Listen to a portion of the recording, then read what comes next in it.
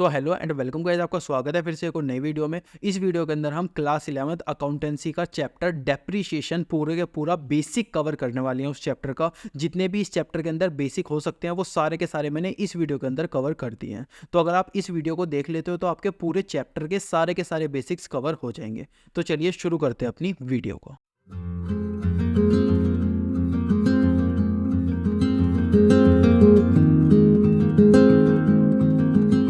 तो सबसे पहले देखते हैं कि डेप्रीशिएशन का मतलब क्या होता है। सपोज ये कंपनी है और इस कंपनी ने एक मशीनरी बाय करी। क्या बाय करी? एक मशीन बाय करी। और ये जो मशीन बाय की है इन्होंने, ये की है 1 अप्रैल 2023 को। कब की है? 1 अप्रैल 2023 को। अब इनका ईयर एंड आता है 31 मार्च 2024 को। 1 मार्च 2024 को इनका ईयर एंड आता है। सपोज ये जो मशीनरी थी ये थी 1 लाख रुपीज़ की। कितने की थी? 1 लाख रुपीज़ की। अब मैं आपसे पूछना चाहता हूँ कि अगर हम इस मशीनरी को सेल करने जाएंगे, साल के एंड में, पूरे साल हमने क्या किया है? इसको यूज़ किया है आराम से। पूरे साल हमने इसके ऊपर प्रोडक्शन की, पूरे साल हमने इसको यूज़ किया। अब मैं क्या बोल रहा हूँ? अब मैं साल के एंड में इसको सेल करने जा रहा हूँ। क्या करने जा रहा हूँ? सेल करने जा रहा हूँ पूरे साल यूज़ करने के बाद। तो क्या ये 1 लाख रुपए की सेल हो जाएगी? जितने की मैंने इसको खरीदा था उतने रुपए की क्या ये सेल हो जाएगी? तो आपका आंसर होगा नहीं, क्योंकि हमने पूरे साल यूज़ कर लिया। 1 लाख की मशीनरी है तो उसकी वैल्यू कुछ कम हो जाएगी। सपोज उसकी वैल्यू हो जाती है 90,000। अब उसकी वैल्यू कितनी हो गई? 90,000। तो ये जो 1 लाख से 90,000 का इसने सफ़र तय किया है, इसके ऊपर कितने की वैल्यू की डेप्रिसिएशन हुआ? इसके ऊपर हुआ 10,000 का डेप्रिसिएशन, यानी कि 10,000 इसकी वैल्यू क्या हो गई? कम हो गई। कितनी हो गई इसकी वैल्यू कम? 10,000 इसकी वैल्यू कम हो गई। और ये जो वैल्यू कम हुई है इसको ही हमने क्या बोला है? डेप्रिसिएशन। इससे आप क्या समझे? इससे आप समझे कि जो हमारी फिक्स एसेट होती है, जैसे कि मशीनरी हो गई, हमारी बिल्डिंग हो गई, या फिर अलग अलग चीज़ें हो गई, फर्नीचर हो गई, उनकी वैल्यू धीरे धीरे कम होती चली जाती है। जितनी वैल्यू कम होती है, कितनी? जितनी भी वैल्यू कम होती है, जैसे इस केस में 10,000 रुपये कम हुई, जितनी भी वैल्यू कम होती है उसको हम क्या बोलते हैं? उसको हम डेप्रीशिएशन बोलते हैं। अब ये जो डेप्रीशिएशन होता है, हम इन्हें अकाउंट्स की बुक में एज अ एक्सपेंस ट्रीट करते हैं। क्या ट्रीट करते हैं? एज अ एक्सपेंस ट्रीट करते हैं। क्या ट्रीट करते हैं? एज अ एक्सपेंस ट्रीट करते हैं, यानी कि ये भी एक तरह से हमारा क्या हो गया? खर्चा हो गया। भाई हमारी जो वैल्यू कम हो रही है वो एक तरह से हमारा क्या हो गया? खर्चा हो गया, हमारा लॉस हो गया। तो हम उसको एज अ एक्सपेंस ट्रीट करते हैं। तो उसके क्या क्या ट्रीटमेंट होते हैं वो सारी चीज़ें हमें इस चैप्टर के अंदर पढ़नी है। अभी हमने क्या समझा? डेप्रीशिएशन का मतलब समझा। जो भी हमारी फिक्स एसेट होती है, जैसे कि मशीनरी हो गई, बिल्डिंग हो गई, ये सारी जितनी भी हमारी फिक्स एसेट होती है, इनकी वैल्यू क्या हो जाती है? धीरे धीरे कम हो जाती है। तो जितनी वैल्यू कम होती है उसको हम क्या बोलते हैं? डेप्रीशिएशन बोलते हैं। अब देखते हैं कि इस डेप्रीशिएशन को हम कैलकुलेट कैसे करते हैं। जैसे कि मैंने आपको यहाँ पर बताया 10,000 रुपये कम हो गई। कितनी बताया? 10,000 रुपये। लेकिन मैंने ये निकाला कैसे 10,000 रुपये? तो अगर हमें कैलकुलेशन करना है ऑफ डेप्रीशिएशन का, तो उसके हमारे पास 2 मेथड मेजरली आते हैं। सबसे पहला मेथड हमारे पास आता है straight line method. Straight line method. दूसरा हमारे पास आता है डिमिनिशिंग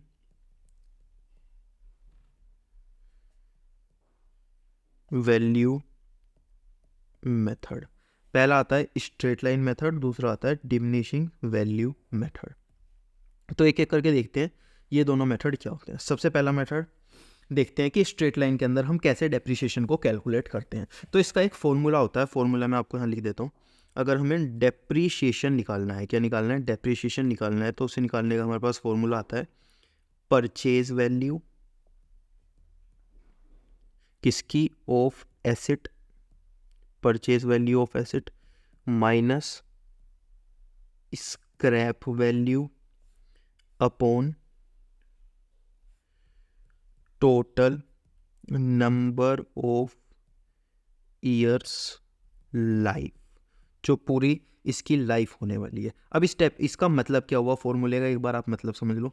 तो सबसे पहले मैंने क्या लिखा है यहाँ पर? मैंने लिखा है यहाँ पर purchase of asset. Purchase of asset कितनी होती है? जो भी एसेट आप परचेज करोगे। सपोज हमने ऊपर वाले केस में 1 लाख की परचेज की थी, आप 2 लाख की कर सकते हो, 3 लाख की कर सकते हो, जितने रुपए की आप परचेज करोगे वहां लिखोगे, ठीक है।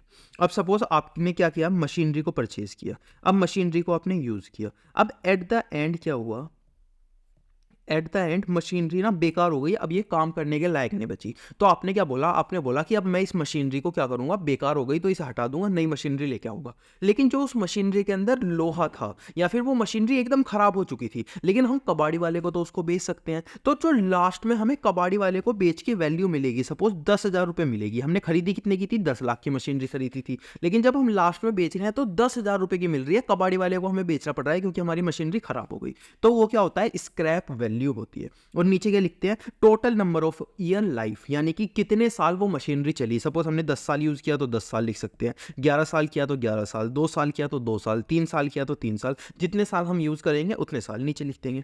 तो ऊपर क्या हुआ? Purchase value of asset minus scrap value upon total number of years, यानी कि कितने साल हमने यूज किया। ये क्या हो गया? स्ट्रेट लाइन मेथड का फॉर्मूला हो गया। इसको एक एग्जांपल से समझते हैं। सपोज एक मशीनरी थी आपकी, 1 लाख रुपए की, आपने उसे खरीदा था। कितने का? 1 लाख रुपए का खरीदा था, ठीक है। उसकी जो लाइफ थी वो थी 5 ईयर्स, और उसकी जो स्क्रैप वैल्यू थी, एसवी का मतलब क्या है? स्क्रैप वैल्यू, ये वाला। तो उसकी जो स्क्रैप वैल्यू थी वो थी 50,000 रुपीज़, या फिर उसकी जो स्क्रैप वैल्यू थी वो थी 90,000 रुपीज़। सॉरी, 90 तो ज़्यादा हो गया, 10,000 रुपये थी उसकी क्या? Scrap value. अब मुझे क्या निकालना है? डेप्रिसिएशन निकालना है स्ट्रेट लाइन मेथड से। क्या निकालना है? डेप्रिसिएशन निकालना है स्ट्रेट लाइन मेथड से। तो सबसे पहले मैं क्या लिखूंगा कि कितने की मैंने मशीनरी परचेज की थी, तो 1 लाख की परचेज की थी, माइनस स्क्रैप वैल्यू उसकी कितनी है लास्ट में जब मैं उसे कबाड़ी वाले को बेचूंगा, तो कितनी है? 10,000 रुपये है। उसकी लाइफ कितनी है? 5 साल, तो यहाँ पे क्या लिखूंगा? 5 साल लिखूंगा। और मेरा डेप्रिसिएशन कितना आ जाएगा? 90,000 डिवाइड बाई 5, 18,000 मेरा डेप्रिसिएशन आ जाएगा। ये क्या है? पर एनम, यानी कि पर ईयर, हर साल 18,000 का मुझे डेप्रिसिएशन उनको देना पड़ेगा। अब अगर हमें डेप्रिसिएशन का रेट निकालना है, रेट ऑफ डेप्रिसिएशन, तो ये आपने 5th क्लास में सीखा होगा। रेट निकालने के लिए हम क्या करते हैं? जितना भी हमारा डेप्रिसिएशन है वो ऊपर लिखते हैं, नीचे क्या लिखते हैं? जितना हमारा डेप्रिसिएशन है वो ऊपर लिखते हैं, total purchase value of asset, यानी कि एसेट कितने रुपए की थी हमारी, मल्टीप्लाई 100। तो अगर मुझे यहाँ पर रेट निकालना है तो मैं रेट कैसे निकालूंगा? सपोज मुझे रेट ऑफ डेप्रिसिएशन निकालना है ऊपर वाले एग्जांपल को यूज़ करते हुए, तो सबसे पहले मैं क्या लिखूंगा? डेप्रिसिएशन लिखूंगा। कितना आया? तो मेरा डेप्रिसिएशन आया 18,000, तो 18,000 यहाँ पर लिख दूंगा, अपॉन इसकी टोटल वैल्यू कितनी थी, तो जहाँ तक मुझे याद है 1 लाख की मशीनरी थी। अगर मल्टीप्लाई 100 से कर देता हूँ तो मेरा डेप्रिसिएशन का रेट आता है, कितना आया? 18% मेरा डेप्रिसिएशन का रेट आया। कितना आया? 18% मेरा डेप्रिसिएशन का रेट आया। तो यहाँ पर हमने 2 फॉर्मूले सीखे। सबसे पहला फॉर्मूला हमने सीखा कि जो हमें डेप्रिसिएशन निकालना पड़ता है स्ट्रेट लाइन मेथड के अंदर, उसका फॉर्मूला क्या होता है। तो परचेज वैल्यू हम यहाँ लिखते हैं, माइनस स्क्रैप वैल्यू यहाँ लिखते हैं। जितने साल वो चीज़ चली या फिर मशीनरी चली, एसिड चली, उसको हम नीचे लिखते हैं। उससे हम क्या निकालते हैं? डेप्रिसिएशन निकालते हैं, हर साल हमारा कितना कितना डेप्रिसिएशन लगेगा, ठीक है। इसके बाद अगर हमें रेट निकालना है कि डेप्रिसिएशन का रेट कितना हुआ, परसेंटेज में हमें बताओ, तो हम क्या करते हैं? जितना भी हमारा डेप्रिसिएशन आया, जैसे कि इस केस में हमारा डेप्रिसिएशन आया था 18,000, तो डेप्रिसिएशन जितना भी आया upon total purchase value of asset, कितने की हमने एसेट खरीदी थी। तो इस केस में हमने कितने की एसेट खरीदी थी? 1 लाख रुपए की खरीदी थी। तो यहाँ क्या लिख दिया? 1 लाख लिख दिया, ऊपर 18,000 लिख दिया, यहाँ पे 100 से मल्टीप्लाई कर दिया, तो क्या आ गया? 18% का रेट आ गया। यानी कि हर साल हमारा कितना डेप्रिसिएशन लगेगा? 18% डेप्रिसिएशन लगेगा। अगली साल का आपको डेप्रिसिएशन निकालना है तो आप क्या करोगे? डायरेक्टली क्या करोगे? 1 लाख यहाँ पर लिखोगे, मल्टीप्लाई रेट कितना है? 18% लिख दोगे, तो डायरेक्टली कितना आ जाएगा? 18,000 आ जाएगा। उससे अगली साल का निकालना है, फिर 1 लाख लिखोगे, फिर 18% लिखोगे, कितना आ जाएगा? फिर 18,000 आ जाएगा। तो इस तरीके से आप क्या निकाल सकते हो? डेप्रिसिएशन निकाल सकते हो। ये कौन सा मेथड हो गया? स्ट्रेट लाइन मेथड हो गया। अब दूसरा देखते हैं, diminishing value method. Diminishing value method और ज़्यादा ईजी होता है। डिमिनिशिंग को मैं कहाँ समझाऊँ? यहाँ जगह नहीं बची, ठीक है, यहाँ समझते हैं। Diminishing value method. अब देखो इसके अंदर कुछ केस नहीं है, ना रेट आपको निकालना है ना कुछ निकालना है, आपको सीधा डेप्रिसिएशन निकालना है। डेप्रिसिएशन निकालने के लिए आपको क्या करना है? टोटल या फिर book book value of asset multiply rate. Rate किस में आएगा आपका, परसेंटेज में आएगा। अब आपको ना क्वेश्चन के अंदर रेट दिया जाएगा, क्या दिया जाएगा, रेट दिया जाएगा, और क्या दी जाएगी, बुक वैल्यू दी जाएगी एसेट की। अब ये बुक वैल्यू क्या होता है, देखो सपोज यहाँ मैंने एग्जांपल लिया, आपने जो मशीनरी खरीदी 1 साल की खरीदी, कितने की खरीदी, 1 लाख की खरीदी। क्या खरीदी आपने, मशीनरी 1 लाख की खरीदी, ठीक है। अब ये जो मशीनरी है, आपने पहले साल इसका रेट जो था आपने डिसाइड किया कि मैं 10% का डेप्रिसिएशन लगाऊंगा, कितने का, 10% का डेप्रिसिएशन मैं इसके ऊपर लगाऊंगा, ठीक है। तो आपने बोला जो ईयर 1 का मेरा डेप्रिसिएशन आया वो आया 1 लाख रुपए, ईयर 1 की बात कर रहे हैं हम, ये Y1 यानी कि ईयर 1, Y1 यानी कि ईयर 1। इसके अंदर जो मेरा डेप्रिसिएशन आया वो आया 1 लाख रुपए, ये वाला 1 लाख रुपए मल्टीप्लाई 10%, तो कितना आया, 10,000 रुपये मेरा डेप्रिसिएशन आया। कितने का आया, 10,000 रुपये मेरा डेप्रिसिएशन आया। अब मैं ईयर 2 के अंदर गया, ईयर 2 के अंदर भी मुझे डेप्रिसिएशन निकालना है, तो वो निकालने के लिए मैं यहाँ पर 10% का ही डेप्रिसिएशन लूंगा, क्योंकि मेरा रेट तो 10% है। लेकिन इस बार मैं क्या करूंगा, मेरी जो एसेट है वो कितने रुपए की बची, पहले मेरी एसेट कितने की थी, 1 लाख की थी, उस पर 10,000 का मैंने डेप्रिसिएशन लगा दिया, यानी कि अब मेरी एसेट कितने की बची, 1 लाख माइनस 10,000, यानी कि अब मेरी एसेट बची 90,000 रुपए की। क्यों बची भाई, देखो 1 लाख की थी हमारी एसेट, ठीक है, उस पर हमने 10,000 रुपए का क्या लगा दिया, डेप्रिसिएशन लगा दिया, यानी कि अब कितने की बची, अब बची मेरी केवल और केवल 90,000 की। और ये जो बची हुई है इसको ही हम क्या बोलते हैं, बुक वैल्यू, इसको ही हम क्या बोलते हैं, बुक वैल्यू बोलते हैं। और जो हम यहाँ पर बुक वैल्यू ऑफ एसेट लिखते हैं वो यही लिखते हैं, यही वाली जो बची हुई होती है, यानी कि जिसमें से हम डेप्रिसिएशन माइनस कर चुके होते हैं, कौन सी, बुक वैल्यू ऑफ एसेट। और इसका यहाँ पर आंसर कितना आ जाएगा, 9,000 रुपीज़। अब सपोज मुझे ईयर 3 का निकालना है, कितने का, ईयर 3 का, तो मैं डेप्रिसिएशन कैसे निकालूंगा, डेप्रिसिएशन सबसे पहले मैं लिखूंगा कि पिछली साल मेरी एसेट कितनी थी, 90,000 की थी, कितने का डेप्रिसिएशन लगा दिया, 9,000 का डेप्रिसिएशन, यानी कि 9,000 रुपये में माइनस कर दूंगा। रेट कितना है, 10% का रेट है, तो मेरी कितनी आ जाएगी, 8100, मेरा क्या आ जाएगा, डेप्रिसिएशन 8100 आ जाएगा। तो इस तरीके से मैं क्या कर सकता हूँ, डिमिनिशिंग वैल्यू मेथड के अंदर निकाल सकता हूँ। तो ये क्या हो गई, मेरी 2 मेथड हो गए जिससे कि मुझे डेप्रिसिएशन कैलकुलेट करना पड़ता है। अब एक चीज़ और, इन दोनों के बीच में सिमिलैरिटी क्या है या अलग अलग चीज़ें क्या है, देखो इसके अंदर जो डेप्रिसिएशन आएगा ना स्ट्रेट लाइन मेथड के अंदर, हर साल सेम आएगा। पहले साल कितना आया, 18,000, ठीक है। उसके बाद अगली साल अगर हम लगाएंगे 1 लाख पे मल्टीप्लाई 18%, तो कितना आएगा, 18,000 फिर से आ जाएगा। फिर से हम 1 लाख मल्टीप्लाई 18% लगाएंगे तो कितना आ जाएगा, फिर से 1 लाख 18,000 आ जाएगा। तो ये हर साल सेम आता है, लेकिन डिमिनिशिंग वैल्यू के अंदर क्या होता है, पहली साल 10,000 आया, दूसरी साल 9,000 आया, तीसरी साल 8,100 आया। तो डिमिनिशिंग वैल्यू के अंदर चेंज होता रहता है, यानी कि डेप्रिसिएशन कम होता रहता है। और जो हमारा मेन होता है स्ट्रेट लाइन मेथड होता है, उसके अंदर डेप्रिसिएशन जो होता है हर साल बिल्कुल सेम डेप्रिसिएशन आता है। अब इसका वैल्यू इसका डिफरेंसेस क्या है, इसकी चीज़ें क्या है, क्यों ऐसा होता है, उस चीज़ के अंदर हमें नहीं जाना। सबसे पहले हमें क्या देखना है कि स्ट्रेट लाइन के अंदर क्या आता है, सेम टाइप का डेप्रिसिएशन आता है हर साल, और इसके अंदर चेंज होता रहता है। तो ये क्या हो गए, दोनों मेथड हो गए जिससे कि हम क्या निकाल सकते हैं, डेप्रिसिएशन निकाल सकते हैं, स्ट्रेट लाइन मेथड और दूसरा डिमिनिशिंग वैल्यू मेथड। क्वेश्चन के अंदर कोई सा भी वो पूछ सकता है, वो लिख के देगा कि स्ट्रेट लाइन के अंदर तो आपको स्ट्रेट लाइन लगाना है, डेप्रिसिएशन से आपने डेप्रिसिएशन निकालना है तो डेप्रिसिएशन, डिमिनिशिंग से निकालना है तो डिमिनिशिंग लगाना है, स्ट्रेट लाइन से निकालना है तो स्ट्रेट लाइन लगाना है। जो भी क्वेश्चन के अंदर लिखा हुआ आएगा उस क्वेश्चन के, उस वाले क्वेश्चन के अंदर जो भी लिखा आएगा उस हिसाब से आपको वो वाला क्वेश्चन सोल्व करना होगा। तो ठीक है, अभी तक तो हमने ये देख लिया कि डेप्रिसिएशन को निकालते कैसे हैं, लेकिन अब हम देखेंगे कि अकाउंट्स के अंदर इसका ट्रीटमेंट कैसे करते हैं। तो इसके ट्रीटमेंट करने के 2 तरीके दोबारा से हमारे पास आते हैं। सबसे पहला चार्ज फ्रॉम एसेट अकाउंट, दूसरा आता है प्रोविजन फॉर डेप्रिसिएशन या फिर एक्यूमुलेटेड डेप्रिसिएशन अकाउंट।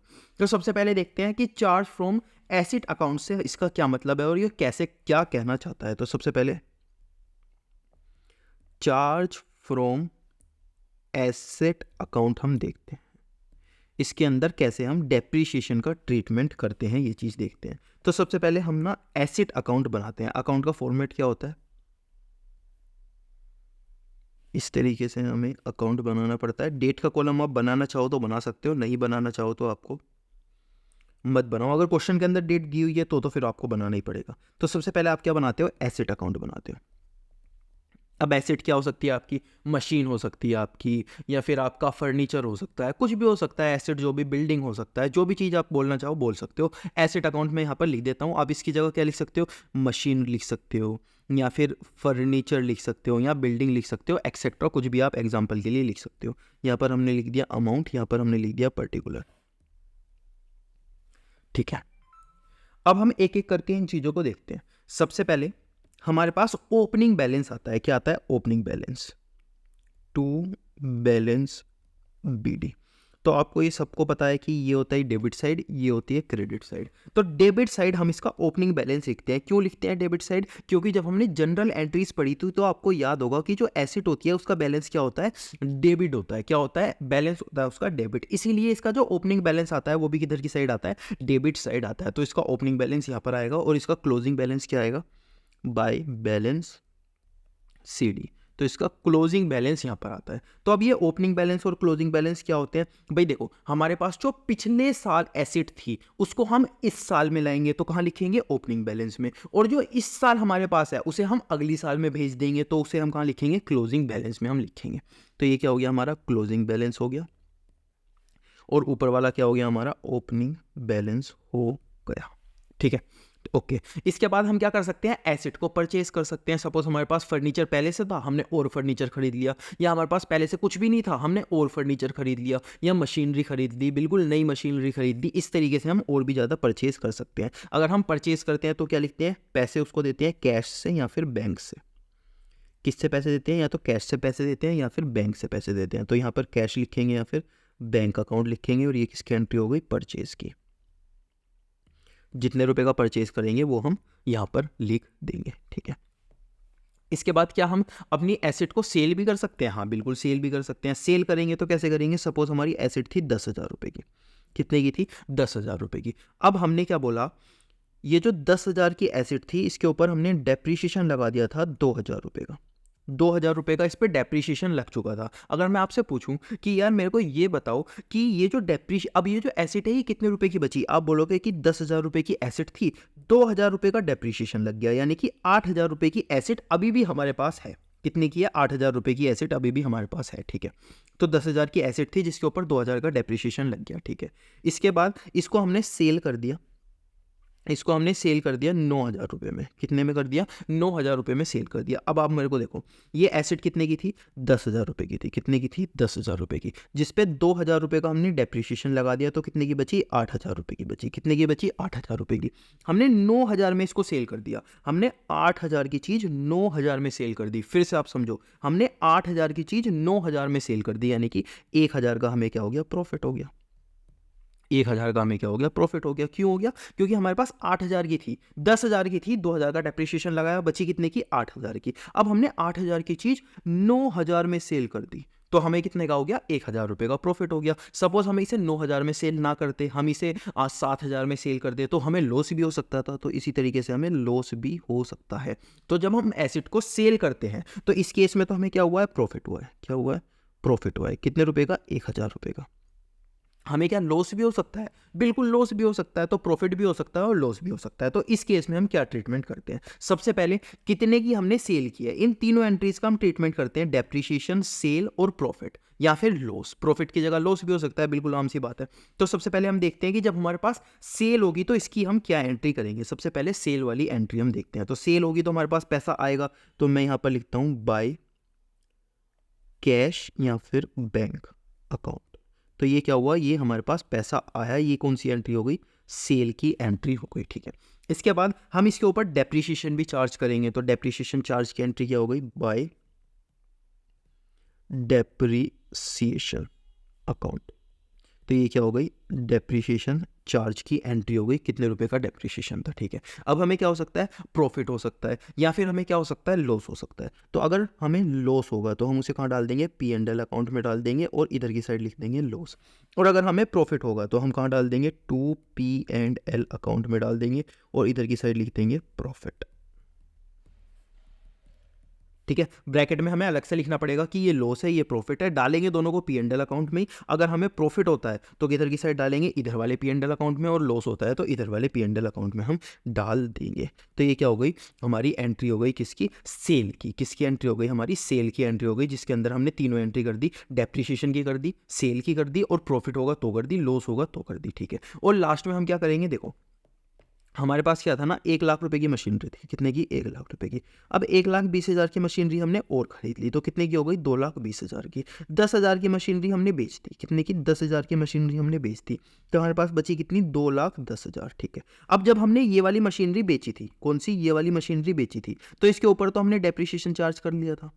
इसके ऊपर तो हमने डेप्रिसिएशन चार्ज कर दिया था, लेकिन इसके ऊपर अभी तक हमने डेप्रिसिएशन चार्ज नहीं किया। नोट चार्ज एनी डेप्रिसिएशन, अभी तक हमने इसके अंदर कोई भी डेप्रिसिएशन चार्ज नहीं किया। तो अब इसके अंदर भी डेप्रिसिएशन चार्ज कर देंगे। जो हमारी मशीनरी बची हुई है भाई, 10,000 तो हमने बेच दी, तो 10,000 का डेप्रिसिएशन हमने कहाँ चार्ज कर लिया, यहाँ पर, जो हमने बेची थी। लेकिन अभी तक जो हमारे पास और बची हुई है, कौन सी बची हुई है, 2,10,000 की, उसके ऊपर भी तो हम डेप्रिसिएशन लगाएंगे। तो उसकी एंट्री क्या कर देंगे, बाय डेप्रिसिएशन अकाउंट। और ये कौन सी वाली एंट्री है, ये है उस वाली मशीनरी के लिए जो कि लेफ्ट ओवर है। Depreciation on left over machinery, depreciation on left over machinery, जो हमारे पास मशीनरी बची है उसके ऊपर हमने डेप्रिसिएशन लगा दिया। और ये क्या बन गया हमारा, ये बन गया हमारा डेप्रिसिएशन अकाउंट। और लास्ट में बैलेंस क्या हो जाएगा, इसका टैली हो जाएगा। क्या हो जाएगा, यहाँ पर लास्ट में इसका बैलेंस टैली हो जाएगा। तो इस तरीके से हमने क्या बना दिया, एसेट अकाउंट बना दिया, जिसके अंदर हमने क्या सीखा, हमने मेनली सीखा कि हम डेप्रिसिएशन को कैसे चार्ज करते हैं। सबसे पहले तो हम इस वाले अरे भाई क्या हो रहा है, सबसे पहले तो हम इस वाले डेप्रिसिएशन को देखा कि ये वाले डेप्रिसिएशन को कैसे चार्ज करते हैं, और फिर हमने देखा कि इस वाले डेप्रिसिएशन को कैसे चार्ज करते हैं। अगर हम सेल करते हैं तो डेप्रिसिएशन को कैसे चार्ज करते हैं, और जो हमारे पास लेफ्ट ओवर मशीन बच जाती है तो हम डेप्रिसिएशन को कैसे चार्ज करते हैं। तो ये तो हुआ पहला मेथड, जिससे कि हम क्या कर सकते हैं, डेप्रिसिएशन को चार्ज कर सकते हैं, चार्ज फ्रॉम एसेट अकाउंट। दूसरा हमारे पास आता है कि हम ना इसको प्रोविजन से भी चार्ज कर सकते हैं। किससे, प्रोविजन फॉर डेप्रिसिएशन से भी हम इसको चार्ज कर सकते हैं। और एक्यूमुलेटेड, ये दो नाम होते हैं अलग अलग, प्रोविजन फॉर डेप्रिसिएशन और एक्यूमुलेटेड डेप्रिसिएशन अकाउंट। अब इससे हम कैसे चार्ज कर सकते हैं वो चीज़ हम देखते हैं। यहाँ पर मैंने वर्किंग नोट 1 और 2 लिख देता हूँ, जिससे कि आप जब पढ़ोगे तो आपको पता होगा कि वर्किंग नोट 1 क्या था और 2 क्या था। ये है वर्किंग नोट 2। ठीक है। अब हम क्या बोल रहे हैं, मैं बोल रहा हूँ कि आपको दूसरा मेथड पढ़ना है, क्या, एक्यूमुलेटेड डेप्रिसिएशन अकाउंट। अब इसके अंदर ना आपके 3 अकाउंट बनते हैं। मैं टी फॉर्मेट में अकाउंट बना लेता हूँ। पहला अकाउंट, दूसरा अकाउंट और तीसरा अकाउंट। पहला अकाउंट हमारा बनता है एसेट अकाउंट, जैसा हमने ऊपर बनाया था ना, बिल्कुल नॉर्मल ऐसे ही हमारा बनता है एसेट अकाउंट। दूसरा हमारे पास बनता है depreciation account, accumulated depreciation account. क्या बनता है, एक्यूमुलेटेड डेप्रिसिएशन अकाउंट। और तीसरा हमारे पास बनता है एसेट डिस्पोजल अकाउंट। तीसरा हमारे पास बनता है एसेट डिस्पोजल अकाउंट। तो इस तरीके से हमारे पास 3 अकाउंट बनते हैं। सबसे पहला एसेट अकाउंट, दूसरा एक्यूमुलेटेड डेप्रिसिएशन अकाउंट, और तीसरा एसेट डिस्पोजल अकाउंट। ठीक है। अब ये जो एसेट अकाउंट होता है, इसका हम सबसे पहले क्या लिखते हैं, ओपनिंग बैलेंस लिखते हैं। तो सबसे पहले लिखते हैं टू बैलेंस BD। किधर की साइड लिखेंगे, डेबिट साइड लिखेंगे, जो कि हमने ऊपर सीखा भी था। क्यों, क्योंकि एसेट का बैलेंस क्या होता है, डेबिट होता है। तो टू बैलेंस BD लिखेंगे। क्या हो गया, ये हमारा ओपनिंग बैलेंस। ठीक है। इसके बाद इसका क्लोजिंग बैलेंस भी हमें लिखना होता है, बिल्कुल लिखना होता है। तो क्या लिखेंगे, बाय बैलेंस CD। ये क्या हो गया, क्लोजिंग बैलेंस। क्लोजिंग बैलेंस किधर की साइड आएगा, क्रेडिट की साइड, क्योंकि एसेट का बैलेंस डेबिट होता है तो वहाँ आएगा ओपनिंग, और क्रेडिट साइड आएगा जो उसका क्या होता है, क्लोजिंग बैलेंस होता है। तो इस तरीके से हमने ओपनिंग और क्लोजिंग बैलेंस दोनों लिख दिया। ठीक है। इसके बाद हमारे पास एक्यूमुलेटेड डेप्रिसिएशन का भी क्या आता है, एसेट के अंदर ओपनिंग बैलेंस और क्लोजिंग बैलेंस आता है। अब एक्यूमुलेटेड डेप्रिसिएशन हमारी क्या होती है, लाइबिलिटी होती है। क्या होती है, लाइबिलिटी होती है। लाइबिलिटी का बैलेंस क्या होता है, क्रेडिट। तो इसका ओपनिंग बैलेंस कहाँ लिखते हैं, बाय बैलेंस BD। ये क्या हो गया, इसका ओपनिंग बैलेंस। और यहाँ क्या लिखेंगे, बाय यहाँ टू बैलेंस सी डी, ये क्या हो गया इसका क्लोजिंग बैलेंस। ठीक है, तो ये क्या कर लिया हमने, ओपनिंग और क्लोजिंग बैलेंस लिखना सीख लिया। ठीक है, अब हम एसेट परचेज कर सकते हैं, बिल्कुल कर सकते हैं। तो एसेट परचेज करते हैं तो हम क्या लिखते थे ऊपर, बिल्कुल ऐसे लिखेंगे, कैश अकाउंट या फिर बैंक अकाउंट हम यहाँ पर लिख देते हैं। तो यहाँ मैं लिखूंगा कैश अकाउंट या बैंक अकाउंट, ये क्या किया मैंने, परचेज किया। अगर मैंने चीज़ें परचेज़ की तो मैं क्या लिखूंगा, कैश अकाउंट और बैंक अकाउंट डाल के यहाँ लिखूंगा और इस वाली चीज़ को परचेज़ करूंगा। ठीक है, इसके बाद अब यहाँ पर प्रॉब्लम आती है, अगर मैं चीज़ को सेल करूंगा, क्या करूंगा, सेल करूंगा। तो सेल का हमको पता है कि सेल अगर हम करते हैं तो दो चीज़ें हो सकती हैं। सेल में सबसे पहले हमें क्या लगाना पड़ता है, डेप्रिसिएशन लगाना पड़ता है, फिर हम सेल करते हैं उसको और उस पर हमें प्रॉफिट हो सकता है या फिर उसमें हमें लॉस भी हो सकता है। बिल्कुल ठीक।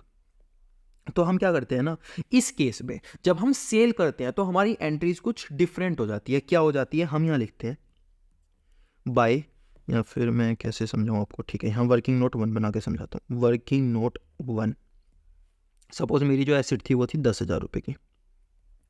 10,000 रुपये को मैंने 3 चीज़ में डिवाइड किया। सबसे पहले मैंने इसके ऊपर डेप्रीशिएशन लगाया 2,000 रुपये का। क्या लगाया, डेप्रीशिएशन लगाया 2,000 रुपये का। इसके बाद मैंने इसके ऊपर इसको सेल किया 9,000 रुपये में। क्या किया, इसको सेल किया 9,000 रुपये में। इसके बाद मुझे प्रॉफिट हुआ। प्रॉफिट हम कैसे निकालते हैं, निकालना सीख लो। 10,000 रुपये की मेरी एसेट थी, 2,000 रुपये में डेप्रिसिएशन लगा चुका था, 8,000 रुपये बची थी। मैंने सेल कितने की कर दी, 8,000 की एसेट 9,000 में सेल कर दी। तो प्रॉफिट कितने का हो गया, 1,000 का हो गया। क्या यहाँ पे हमें लॉस भी हो सकता है, अगर हमने मान लो 9,000 में सेल ना कर पाए, 7,000 में सेल कर दी, तो बिल्कुल लॉस भी हो सकता है। तो प्रॉफिट भी हो सकता है और लॉस भी हो सकता है। तो ये मेरी कुछ इस तरीके की चीज़ें होती हैं। अब मुझे इन तीनों की क्या करनी है, एंट्रीज करते चले जाना है। अब इन तीनों की एंट्रीज कैसे कैसे मैं करूंगा। सबसे पहले ना, पिछले वाले केसेस में हमने क्या किया था, पिछले वाले केसेस में हमने इन तीनों की एंट्री की थी, इसकी एंट्री की थी, इसकी एंट्री की थी, इसकी एंट्री की थी। लेकिन इस वाले केस में क्या होता है ना, हम इसकी भी एंट्री करते हैं। किसकी, इसकी भी एंट्री करते हैं। क्या करते हैं, इसकी भी एंट्री करते हैं। तो इसकी एंट्री हम कैसे करते हैं, सबसे पहले इसकी एंट्री करना सीख लेते हैं। इसके लिए हम यहाँ पे लिखते हैं bye asset disposal account.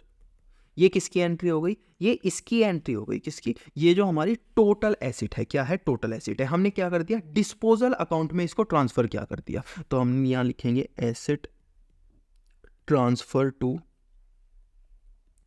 Disposal account. तो हमने क्या कर दिया, एसेट को डिस्पोजल अकाउंट में ट्रांसफर कर दिया। हमने यहां डिस्पोजल अकाउंट बनाया हुआ है, तो यहां पर एंट्री क्या हो जाएगी, बाय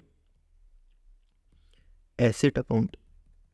क्या हो जाएगी, बाय एसेट अकाउंट। तो हमने ये वाली जो एंट्री है इसको कहाँ डिस्पोजल, कहाँ ट्रांसफर कर दिया, डिस्पोजल में ट्रांसफर कर दिया। इधर ये क्रेडिट साइड थी, तो ट्रांसफर होने के बाद ये कहाँ जाएगी, डेबिट साइड में आ जाएगी। तो हमने एसेट को क्या कर दिया, डिस्पोजल अकाउंट में भेज दिया, यानी कि ट्रांसफर कर दिया। ठीक है, इसके बाद अब हम इसका क्या करेंगे, नॉर्मल ट्रीटमेंट करेंगे। क्या करेंगे, नॉर्मल ट्रीटमेंट करेंगे। नॉर्मल ट्रीटमेंट हम कैसे करते हैं, जो हम सेल का ट्रीटमेंट करते हैं। सबसे पहले हम किसकी एंट्री करते हैं, डेप्रिसिएशन की। तो डेप्रिसिएशन की एंट्री कर दो 2।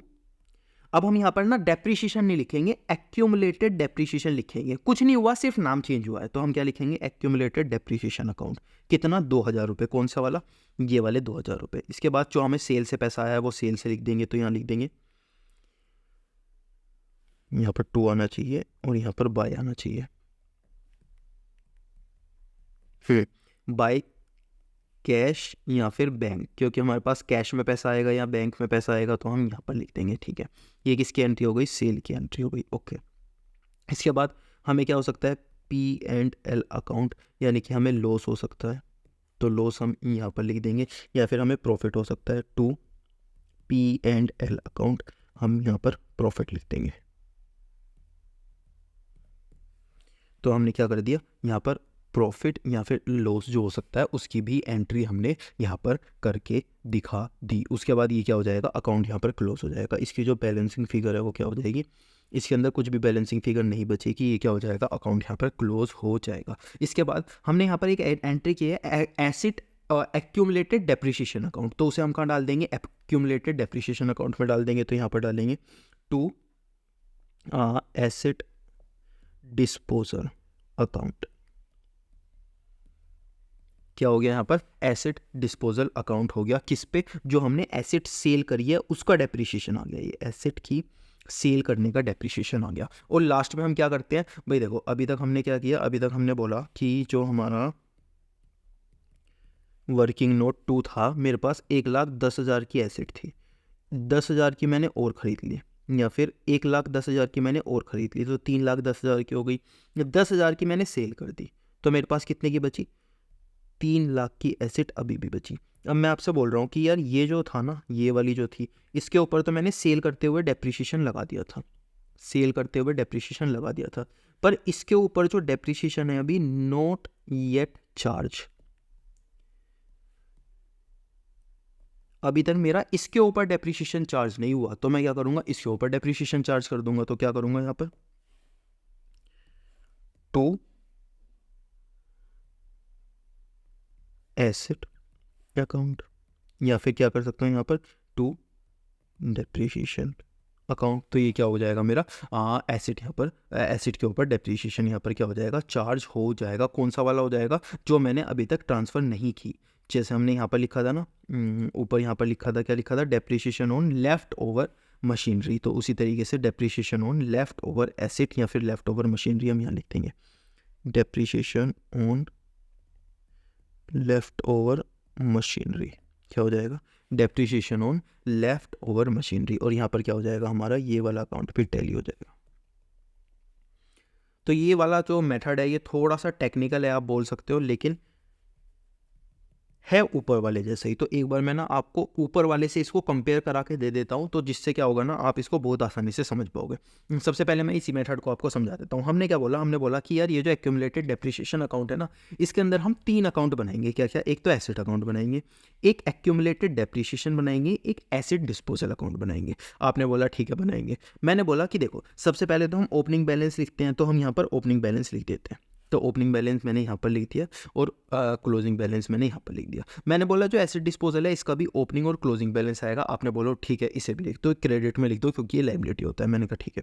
मैंने कहा परचेज की एंट्री आप करते थे, यहाँ पर लिखते थे बिल्कुल सेम परचेज की एंट्री एसेट अकाउंट में करनी है। आपने बोला ठीक है मैं कर दूंगा। इसके बाद मैंने बोला कि हम ना सेल की एंट्री इस बार थोड़ी अलग करेंगे। आपने बोला क्या अलग करोगे, मैंने बोला इस बार सेल की एंट्री में ना हमें ये चीज़ भी इंक्लूड करनी पड़ेगी। आपने बोला कैसे इंक्लूड करोगे, मैंने बोला यहाँ पे एसेट डिस्पोजल लिख देना और एसेट डिस्पोजल में यहाँ पर लिख देना, क्या लिख देना, सबसे पहले एसेट डिस्पोजल यहाँ पर लिख देना कितने रुपए की आप सेल कर रहे हो, और उसके बाद ये जो एसेट है यहाँ पर लिख देना एसेट डिस्पोजल अकाउंट के अंदर। आपने बोला ठीक है मैं यहाँ पर लिख दूंगा। तो इस कौन सी एंट्री हो जाएगी हमारी, ये वाली एंट्री हो जाएगी। अब हम नॉर्मल करेंगे, पहले डेप्रिसिएशन की, फिर सेल की, फिर प्रॉफिट की और लॉस की। तो अब डेप्रिसिएशन की हम कैसे करेंगे, डेप्रिसिएशन की हम यहाँ पर करेंगे एक्यूमुलेटेड डेप्रिसिएशन लिख के, ठीक है। उसके बाद सेल की हम यहाँ पर करेंगे, प्रॉफिट की यहाँ करेंगे, लॉस की यहाँ करेंगे, जैसे हम ऊपर करते हैं बिल्कुल ऐसे ही करेंगे, ठीक है। अब मैंने बोला ये जो एक्यूमुलेटेड डेप्रिसिएशन है ना, ये एक्यूमुलेटेड डेप्रिसिएशन अकाउंट के अंदर ट्रांसफर हो जाएगा और लास्ट में हम यहाँ पर डेप्रिसिएशन लगा देंगे उन एसेट के ऊपर जो हमारे पास बची हुई है। तो अगर आप देखोगे तो हमने कुछ किया नहीं है, हमने क्या किया है, सिर्फ ये वाली चीज को यहाँ पर ट्रांसफर किया है और एक नया एक्यूमुलेटेड डेप्रिसिएशन अकाउंट का क्या बनाया है, नया अकाउंट बनाया है। तो ये क्या हो गया हमारा एक्यूमुलेटेड डेप्रिसिएशन अकाउंट हो गया। तो ऊपर वाले में हमने क्या किया, हमने एसेट अकाउंट बनाया था सिर्फ, इसके अंदर हमने क्या बनाया, एक्यूमुलेटेड डेप्रिसिएशन अकाउंट बनाया, एक्यूमुलेटेड एसेट अकाउंट बनाया और एसेट डिस्पोजल अकाउंट बनाया। ये 3 अकाउंट बना के हमने ये सारी चीज़ें की। तो इसके अंदर क्या हुआ हमारा, हमने जो एसेट के ऊपर नोट, जो हमने एसेट के ऊपर डेप्रिसिएशन लगाया था, asset depreciation is charge in 2 ways. हम क्या कर सकते हैं, 2 वेज में चार्ज कर सकते हैं क्या, जो भी हमने एसेट के ऊपर डेप्रिसिएशन लगाया हुआ है। सबसे पहले चार्ज फ्रॉम एसेट अकाउंट, जो हमने एसेट अकाउंट बनाया था उससे चार्ज कर सकते हैं, या फिर हम एक्यूमुलेटेड डेप्रिसिएशन अकाउंट से चार्ज कर सकते हैं, अलग अलग बना के। अब क्वेश्चन के अंदर क्या होगा, हमें कोई सा भी करना होगा नहीं, जो भी क्वेश्चन बोलेगा कि आपको ये करके दिखाना है हमें वही करके दिखाना होगा। क्वेश्चन बताएगा कि ये हमें करके दिखाना है, हमें वही करके दिखाना होगा। अब आप जब इसकी क्वेश्चन वाली वीडियो देखोगे तो आपको ये ज़्यादा अच्छे से क्लियर हो जाएगा कि इसके अंदर चीज़ें हमें करनी क्या होती है, चार्ज एसेट से कैसे करना होता है और एक्यूमुलेटेड डेप्रिसिएशन से कैसे हमें चार्ज करना होता है। इसके बाद एक छोटा सा टॉपिक और आपके पास आता है क्या, increase in value of asset. अब सपोज क्या होता था ना, आपने बोला कि ना मेरी जो एसेट है वो 1 लाख रुपए की है और रेट है मेरा डेप्रिसिएशन का 10%।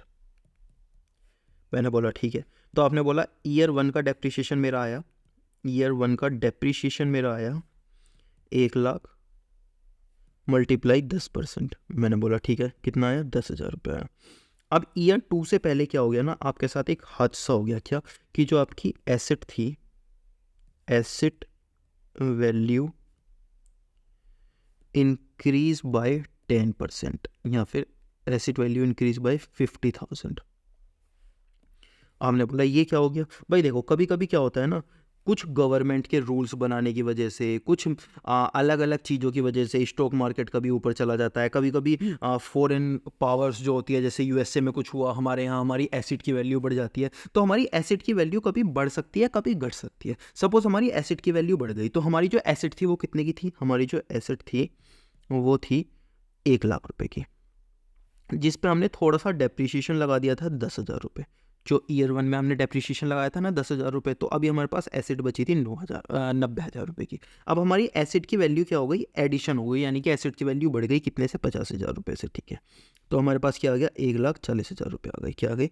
1,40,000 रुपये की एसिड हो गई। अब जब मैं ईयर 2 के अंदर डेप्रिसिएशन को कैलकुलेट करूंगा, ईयर 2 के अंदर डेप्रिसिएशन को कैलकुलेट करूंगा, तो परसेंटेज जो मैंने बोला था 10% रहेगा मेरा डेप्रिसिएशन, ये तो 10 ही रहेगा, लेकिन जो वैल्यू रहने वाली है ना वो कितनी रहने वाली है? 1,40,000 रहने वाली है। क्यों? क्योंकि अभी जो मेरी वैल्यू बढ़ चुकी है वो कितनी हो गई है? 1,40,000 हो गई है। तो मेरा डेप्रिसिएशन कितना आ जाएगा? 14,000 रुपये मेरा डेप्रिसिएशन आ जाएगा। तो कभी कभी क्या हो सकती है, हमारी एसिड की जो वैल्यू है वो इंक्रीज भी हो सकती है। यहाँ पर मेरी तरफ से तो आपका चैप्टर क्या हो जाता है? फिनिश हो जाता है। पूरा डेप्रिसिएशन के अंदर जितने भी बेसिक कॉन्सेप्ट हो सकते थे वो सारे मैंने आपको समझा दिए। अब हम एक बार पूरा चैप्टर में आपको बता देता हूँ कि हमने स्टार्टिंग से क्या किया। सबसे पहले हमने डेप्रिसिएशन का मतलब समझा, इसके बाद हमने देखा डेप्रिसिएशन निकालते कैसे हैं। तो मैंने आपको बताया कि स्ट्रेट लाइन मेथड और डिमिनिशिंग वैल्यू मेथड दो तरीके से हम निकाल सकते हैं। आपने बोला ठीक है मैं डेप्रिसिएशन निकाल लूंगा, लेकिन इसका अकाउंटिंग ट्रीटमेंट क्या होगा? मैंने बोला ट्रीटमेंट के लिए दो तरीके हम ले सकते हैं, चार्ज फ्रॉम एसेट अकाउंट और दूसरा प्रोविजन फॉर डेप्रिसिएशन या एक्यूमुलेटेड डेप्रिसिएशन अकाउंट। फिर मैंने चार्ज फ्रॉम एसेट अकाउंट समझाया आपको, जिसके अंदर हमें सिर्फ एसेट अकाउंट बनाना पड़ता है। उसके बाद मैंने आपको समझाया एक्यूमुलेटेड डेप्रिसिएशन अकाउंट, जिसके अंदर हमें एसेट अकाउंट बनाना पड़ता है, एक्यूमुलेटेड डेप्रिसिएशन अकाउंट बनाना पड़ता है, एसेट डिस्पोजल अकाउंट बनाना पड़ता है। आपने बोला ठीक है। मैंने कहा एक छोटी सी चीज और समझ लो, अगर आपकी एसेट की वैल्यू इंक्रीज हो जाती है तो आप जो डेप्रिसिएशन निकालोगे वो नई इंक्रीज वैल्यू पे निकालोगे, क्योंकि आपकी एसेट क्या हो चुकी है? इंक्रीज हो चुकी है वैल्यू में। अब आप क्वेश्चन वाली वीडियो देख लो, उससे आपको ये चैप्टर और ज्यादा क्लियर हो जाएगा। अगर इस चैप्टर में थोड़ा बहुत नहीं समझ आया तो वो आपको क्वेश्चन वाली वीडियो में समझ में आ जाएगा कि क्वेश्चन में उसका ट्रीटमेंट हम कैसे करते हैं, तो उससे वहां पे आपको और ज्यादा क्लियर हो जाएगा।